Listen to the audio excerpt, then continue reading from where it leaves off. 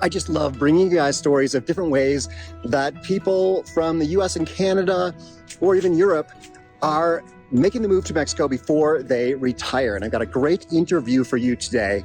And that is with Jonathan. He works for a Fortune 50 corporation. We're not really gonna talk about which one it is because that's not important. He is working here in Mexico City, and I think he's had this job for about 8 years or so. So he's got a lot to tell us about how to work for a big corporation in Mexico and be able to earn those kind of more US style wages. So I am in the Polanco neighborhood, which is definitely an upscale neighborhood in Mexico City. And let's go ahead and meet Jonathan. My name is Jonathan Berg. I live in Mexico City. I work for a Fortune 50 multinational company here. I'm married to a Mexican woman and have a 2-year-old and another one on the way.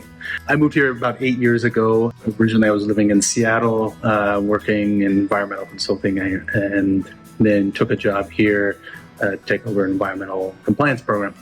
So I spent the last 8 years working in this company and starting in environmental compliance, but now working in e-commerce compliance. This is great. Jonathan and I have been chatting. We're about to be neighbors because he's moving to Baja California Sur, the state that I live in.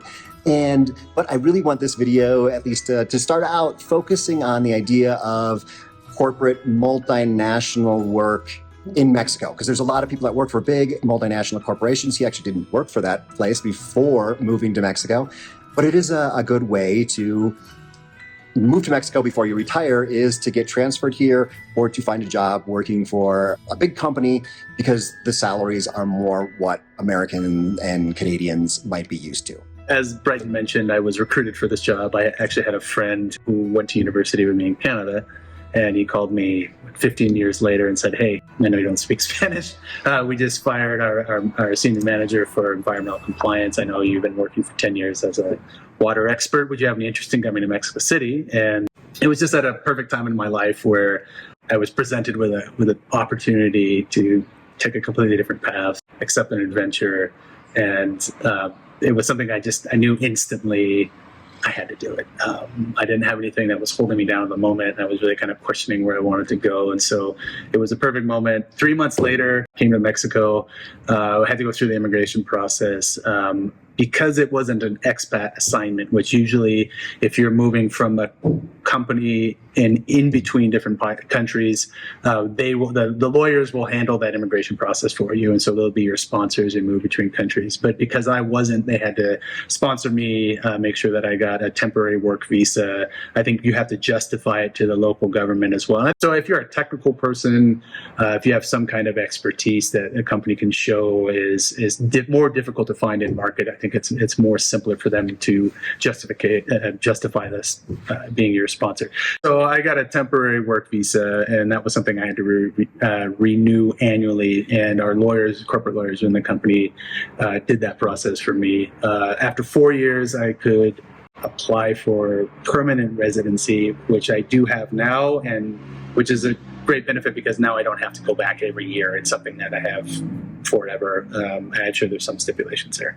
So I came on as a Mexican employee, which means that my contract was in pesos, paid at the rate that you would pay a Mexican. And so that's very different than an expat salary where you transfer within a company, and usually you bring with you the salary that you were earning in your country. So if you're from the US and you move to Mexico on an expat assignment, usually you're going to have the same salary as you move across because your home country was probably the person who's going to fund that movement. It could be. I think there's lots of different variables there.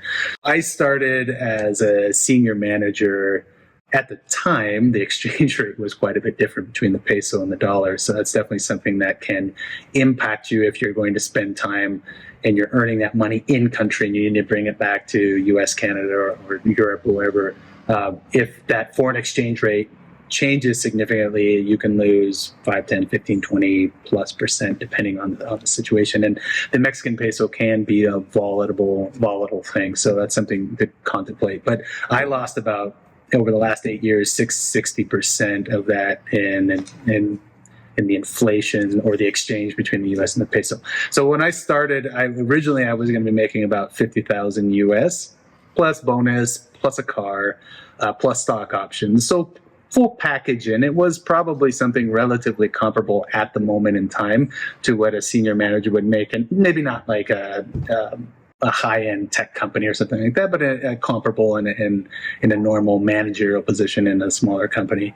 But I lost that, and over a period of about 2 to 3 years, that dropped down to probably around 30. I didn't feel it because I was here in Mexico, but if I had tried to go back with savings, I definitely would have lost a significant amount of money in that way. But over time, I was promoted, and now I'm a director, and the salary I'm making 3 times what I made when I first came. So, I mean, that's 200% increase. That's a significant difference. And so now the salary that I have, full package, which is somewhere around 90, 95 days, depending on what the exchange rate is, plus stock options, plus a new car every 4 years, pay for insurance, plus cash bonuses, depending on how the business does. And the business does quite well. Allows you to have a really, what I would call probably a high middle class type of lifestyle. But again, it really depends on your personal circumstances. If you're a Mexican employee, it's much more difficult. But usually that's why a lot of expats that come in at minimum director, senior director, or VP levels, because the companies have a harder time justifying any kind of comparable pay at lower levels in the manager, senior manager levels. Once you get up to director, they start becoming much more comparable. Like I can say that my friend who's Mexican, who went to work in the U.S. for the same company, I think his pay package as a senior director in Mexico, moving to a senior director position in the U.S., wasn't that much different. And obviously the big benefit that you have here is cost of living is significantly lower. You can pay what you want here. We were chatting when you came here about the fact that the houses across the street are, go for $2.5 million, and they are not fancy houses by any stretch of the imagination. So in Mexico City, you can find mansions and pay $50 million to buy a house, or you can live a cheap lifestyle depending on what you want. And I think that's one of the benefits is you can, depending on how you want to live, take advantage of a cost of living difference. That being said, and in the last year or two, you're starting to hear a lot of complaints about the locals, about gentrification, about how people that come with their money to take advantage of cheaper prices here are now driving up all the prices. Now the locals can't afford to live. It's the same story that you hear anywhere. People with money chase artists, musicians, people that make interesting culture. They move into an area. It changes that, becomes too expensive. We push the artists and the musicians and the chefs and everybody that makes an interesting cultural space to a new place that's cheap. They rebuild an interesting community there, and then people with money chase it again. So it's a never-ending story, but it's definitely something that we need to be conscious of, I think, anytime that we are moving to another culture. Within the business, it's interesting to work as a multinational company, which has that flavor of people from all over the world in meetings, but principally it's a Mexican-run company. And so you combine a lot of interesting viewpoints, time zones. I don't have experience working in another large multinational company in the U.S., so I can't directly compare to how that feels. But I can say that it's definitely different than probably working in a strictly Mexican company, which would have a very probably Mexican culture, which could feel different than, for example, a multinational company. So that was really interesting. I hadn't thought about the difference between being hired into a big corporation in Mexico and being transferred from the United States, because that exchange rate can go all over the place. But it doesn't matter if you're spending pesos, if you're earning pesos and spending pesos, that's one thing. If you're earning dollars and spending pesos, that can be really, really great, especially if you've got that same salary you had in the United States. So interesting to think about even the process between transferring inside a company and starting in a company down here. But it is possible to start if you've got that director level experience, if you're a senior manager or something that you can bring in that maybe isn't available here in Mexico, a skill set that isn't available. And actually that skill set, it can be, I'm just gonna do a quick aside here. You're gonna see a video with Amy up here. She got a work permit because she can sing in French. She sings in bars for which she needs to have a work permit. But the reason is because Mexicans can't sing in French. So sometimes it can be just a really strange reason to be able to get a work permit. And so she does. When she performs, she sings in French. You can be somewhat creative, but you have to be unique. So we're going to switch gears a little bit into a little bit away from the corporate and more to just life in Mexico City, having a family, learning Spanish, and life here in the Polanco area of Mexico City, especially.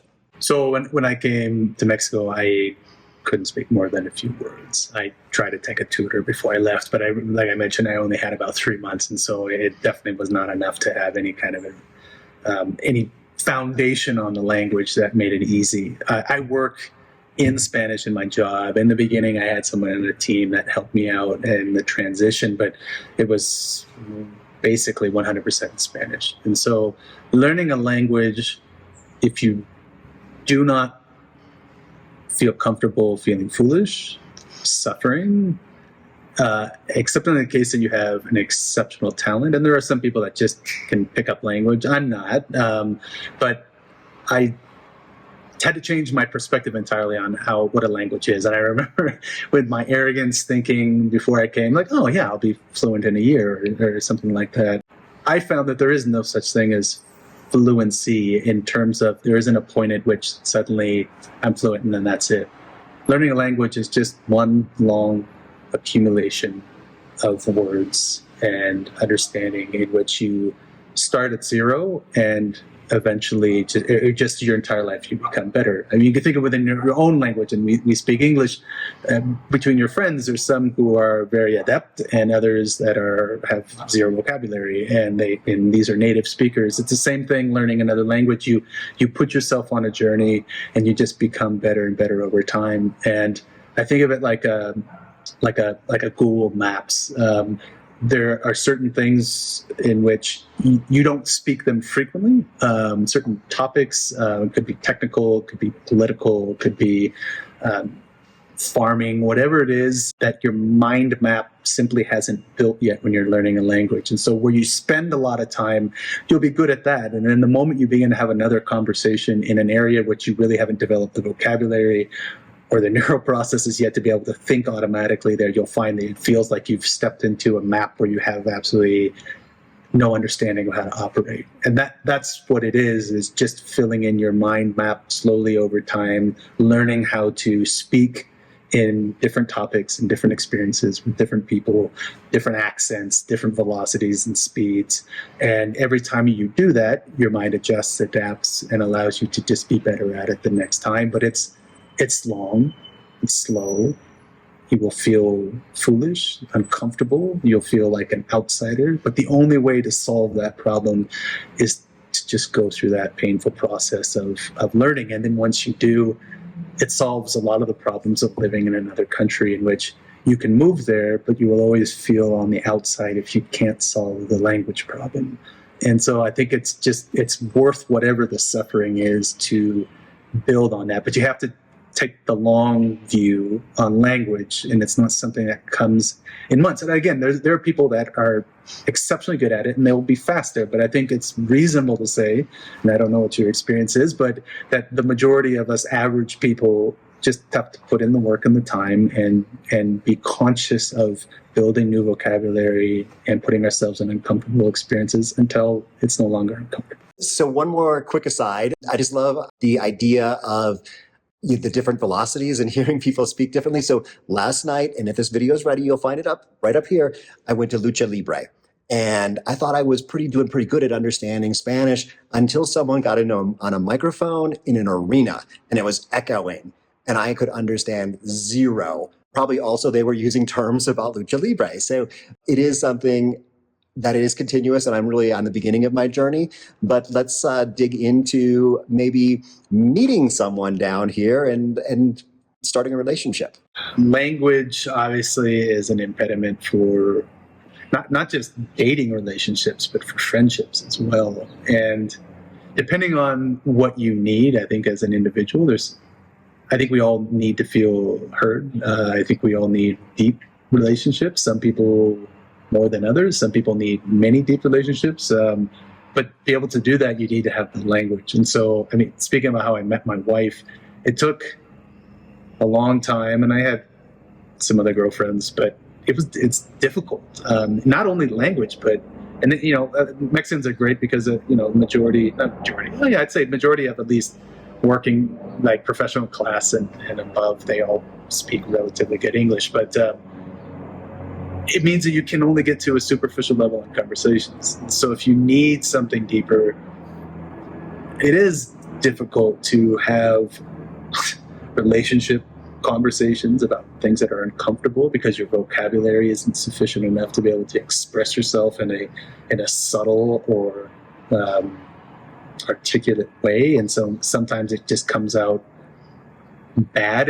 I think of it this way. It's like if you have 4 colors to describe the world and you can only use those 4 colors. Yeah, people can understand you, but you lose all of the resolution and the definition that allows you to be able to really explain well all the complexity of the world around you. It's the same thing with language, and specifically within relationships. You don't need to, but it makes everything so much easier and more functional when you can develop a higher level vocabulary and way of being able to speak in Spanish. And so I dealt with that problem, and I'd say the first, until I met my wife, and even up until I met my wife, which would have been 5 years. I'd been in Mexico for 5 years. It's still hard. I still suffer, and it's been 8 years now, and there are things that you wish that you could be able to express like you can in your native language, things that require a delicacy that is difficult to do in your second language. And this is what all immigrants suffer with, and so have lots of patience with people that speak second languages. But so I met my wife on Tinder. We're a modern love story.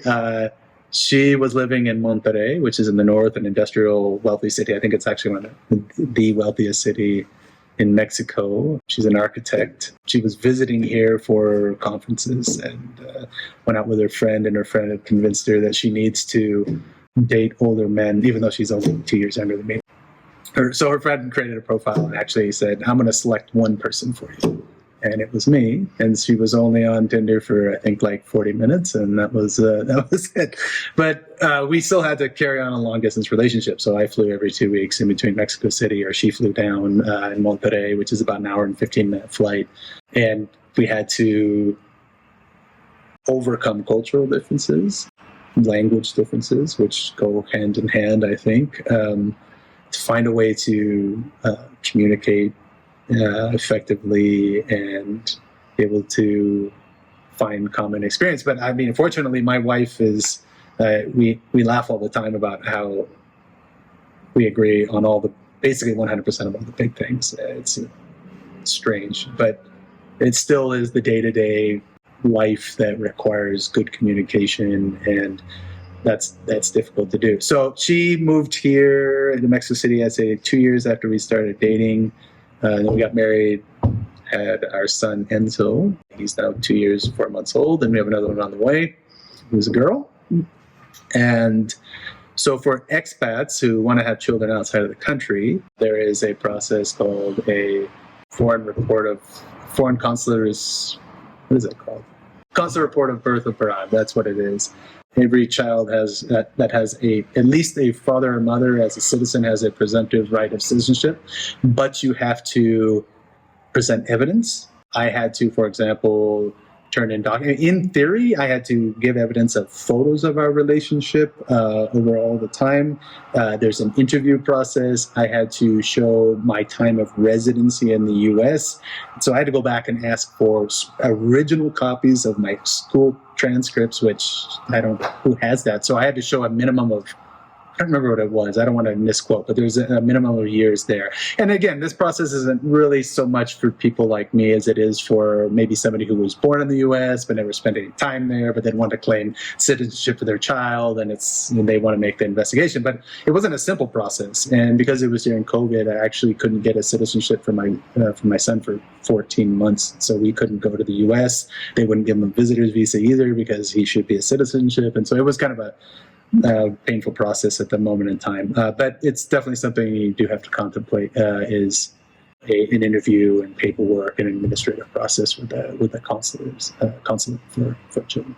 I just met Marcella just a few minutes ago, and I spoke to her, and in English because their English is perfect, or it felt very perfect. So I want to talk about that. Yes, my wife does speak English, but because we're in Mexico, we speak Spanish, and I've always felt uncomfortable, and I don't know if this is common. I think probably as an American speaking English here, I feel like I have a responsibility to always speak Spanish because that's the local language. So with my wife, that's our default language. Occasionally we speak English, but that's, I'd say 99.9% of the time we speak in Spanish. So I live in Polanco. It would be, I'm trying to think of like what would be an equivalent. And I always think of like West Hollywood and outside of Los Angeles. It's young professionals, but then also you see a lot of like movie stars and celebrities walking around, and it's a rich trust fund kids. It's that kind of neighborhood, but that makes it sound maybe bad. At the same time, it's what I would call like a 15-minute city. I have 99.9% of all services and products that I need to buy in day-to-day life within a 10 to 15-minute walk.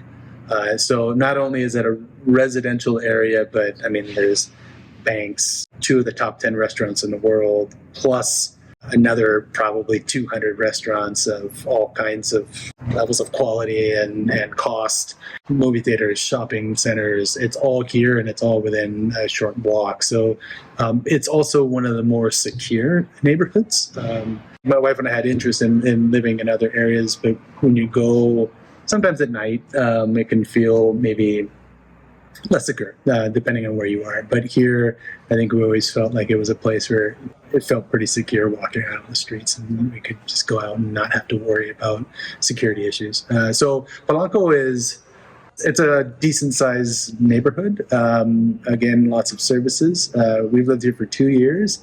We're in a 3-story house. We rent the top floor, the penthouse. It also comes with a rooftop terrace with a garden that I've kind of abandoned. But it was great for us because in COVID, we were spending a lot of time in home office. And so we could go outside and have a terrace and have quite a bit of space here. This is about 2,600 square feet on one floor.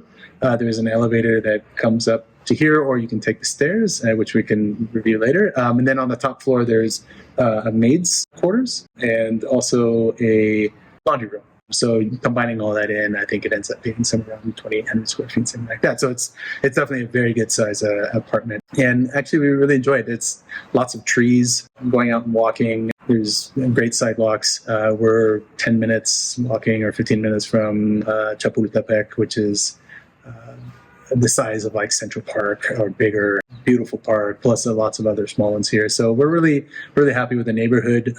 It's definitely has it's not the artistic music scene, if you want that. That's more of, before maybe La Condesa and La Roma, but I think probably more La Roma or Juarez or some other. I think those are starting to gentrify and be dispersed to other areas now, but traditionally those have been in the last 20 or 30 years where you get that kind of dirty, gritty, pulsing energy in the city. Lots of great restaurants, nightclubs, bars, and interesting architecture, where Polanco tends to be that, but newer, and has definitely a feeling of having more density of services. So in those neighborhoods, what I'd say is they're great to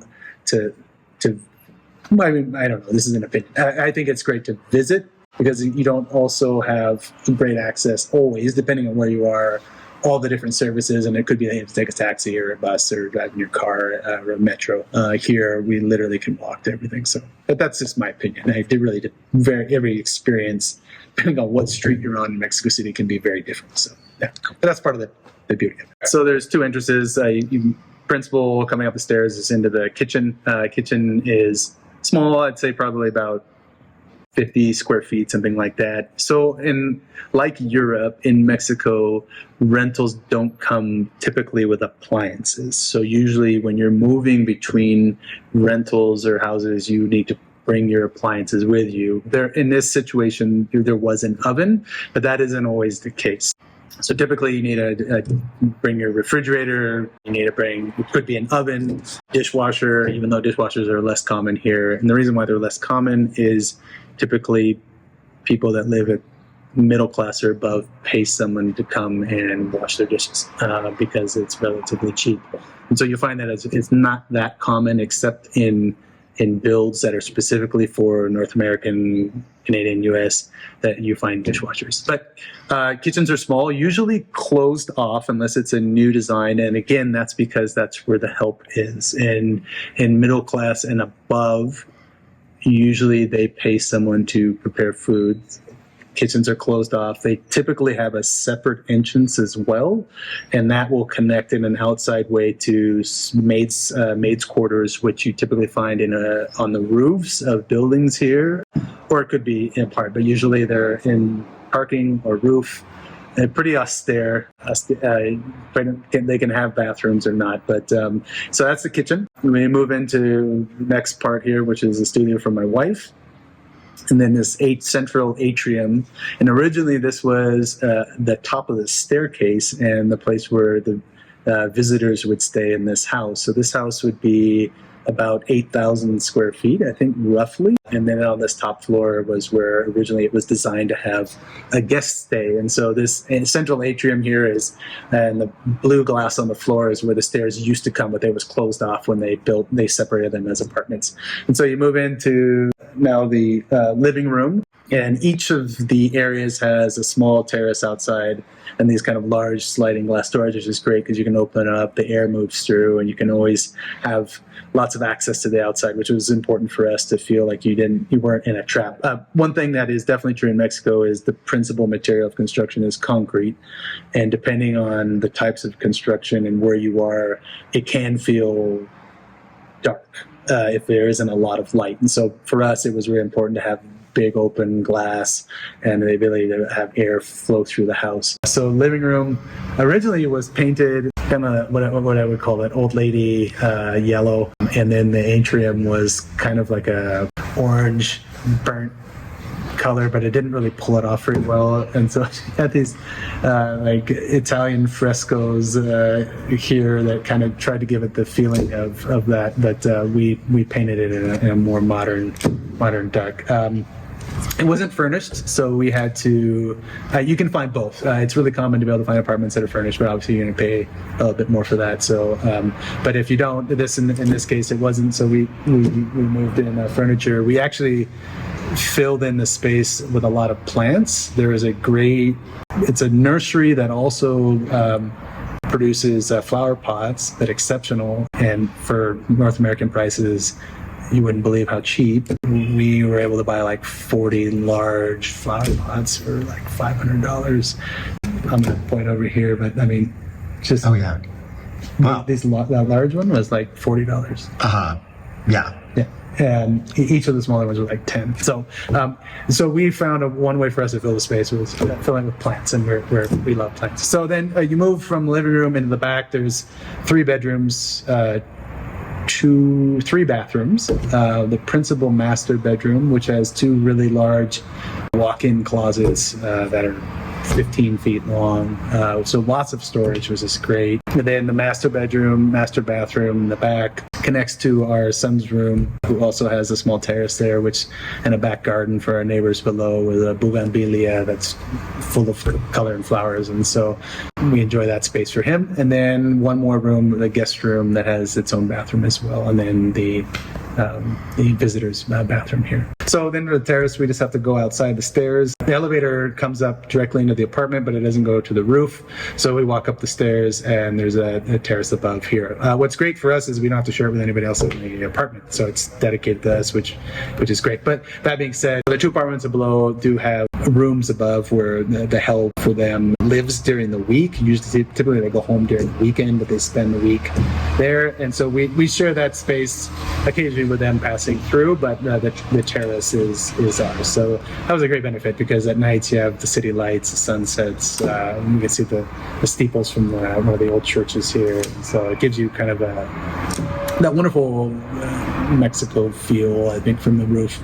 So it was a great benefit for us to be able to have not only one single floor where you don't have stairs because we have a small toddler, and I don't know, I like the flow of one floor, but then also have a rooftop where we can go outside and barbecue and have cocktails or drink a beer or enjoy the outside.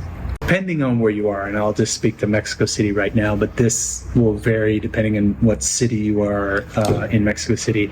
There's something called aval, and it's basically a cosigner. And in Mexico City, and this is complicated, it requires a cosigner for somebody who owns property in the city.